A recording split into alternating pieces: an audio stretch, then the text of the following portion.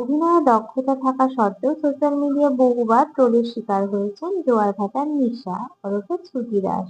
তবে দমে থাকার মেয়ে নন শ্রুতি। ট্রোলারদের উচিত জবাব দিতেও ছাড়েন না অভিনেত্রী।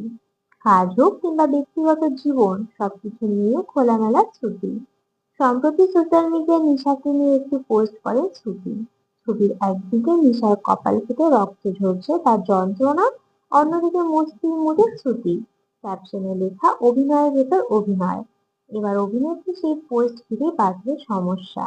শ্রুতিকে কটাক্ষ করে এক নেটিজেন লেখেন, এতদিন সিরিয়ালে লিড করতেন, এই সিরিয়ালটায় সেকেন্ড লিডের পর থেকে পুরোপুরি সাইড রোল করে যেতে হবে, কিংবা সান বাংলা, কালার্স বাংলা এইসব চ্যানেলগুলোতে লিড রোল পাবেন। অভিনয় সত্তা নিয়ে প্রশ্ন তারা কটাক্ষে পাল্টা জবাব দিতে ছাড়লেন না শ্রুতি। তবে যিনি কমেন্ট করেছেন তার নাম দেখে হতবাক অভিনেত্রী। কারণ ট্রোলারের নামের সঙ্গে তার বাবার নামের মিল রয়েছে।